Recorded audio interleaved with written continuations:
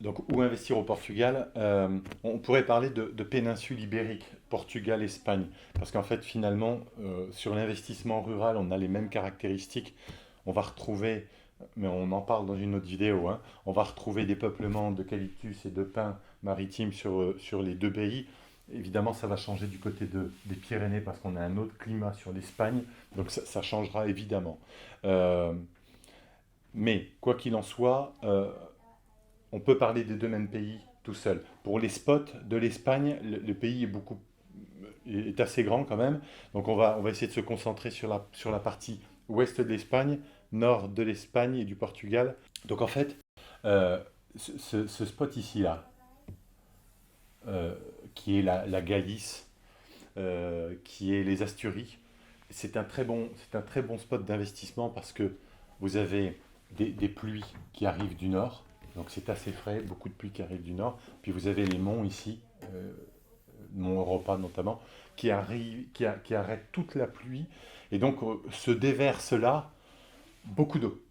Donc c'est très bon pour l'agriculture, évidemment, et également pour l'eucalyptus.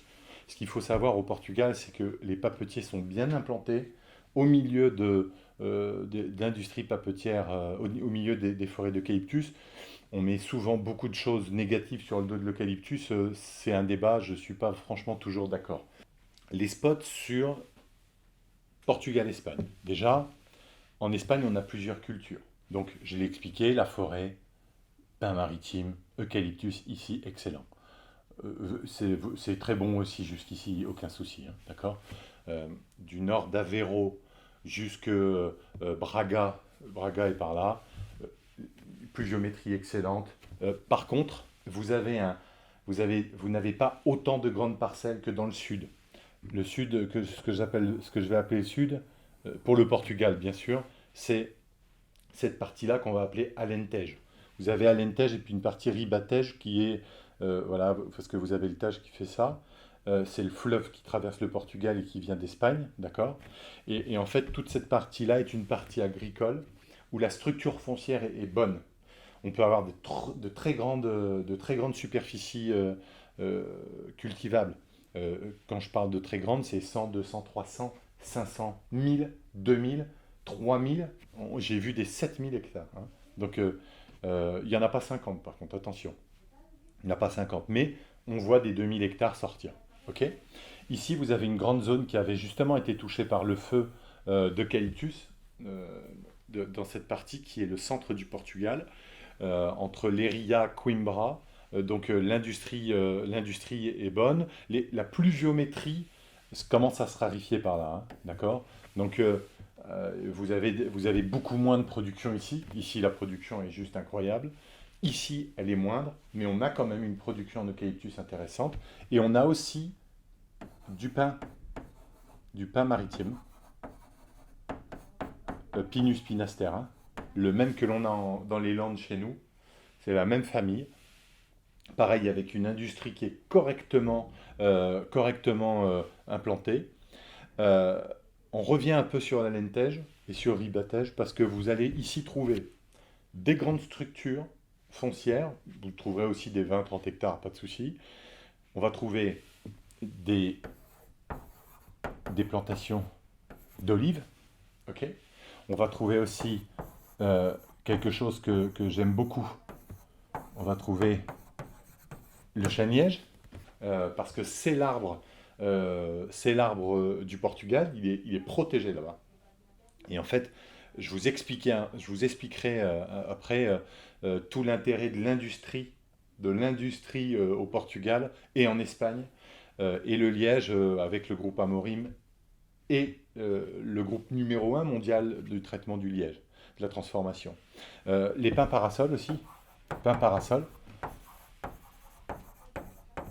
que vous allez trouver, aussi ici, qui se cultive de manière annuelle. Donc on va le trouver là, voilà, dans toute cette partie-là, hein, voilà. Après ici, c'est l'Algarve.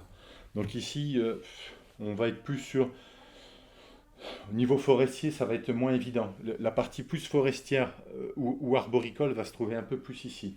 Donc olive, chêne-liège, pin parasol, chêne vert aussi. Chêne vert. Le chêne vert, on va le retrouver aussi là, hein, ici. vers Cordoba là-bas, euh, sur toute la partie même Badajoz, Séville où vous avez des terres agricoles qui sont juste incroyables, avec des étendues agricoles qu'il faut voir un jour parce que c'est quand même vraiment joli.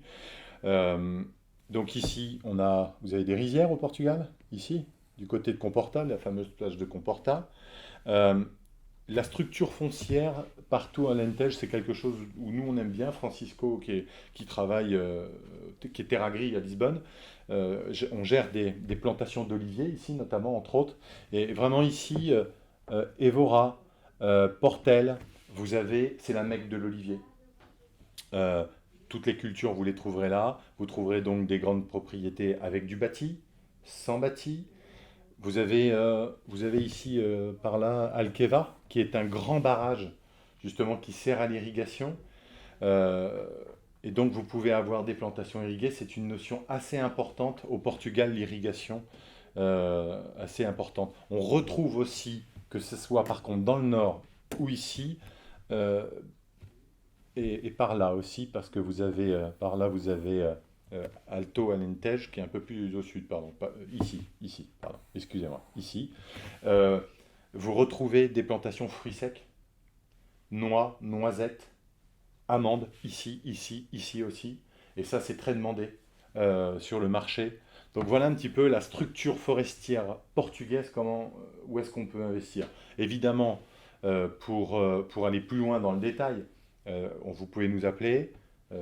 Terre Agri, numéro de téléphone, on vous répondra. On vous répond en français, en portugais, en espagnol et en anglais. Donc on sait vous répondre. Puis sinon, Tag Mag pour regarder parce que il y a des articles, il y a des podcasts sur l'investissement plus spécifique de l'olive, du chêne liège, du pin parasol et du chêne vert. On n'en a pas parlé. Voilà.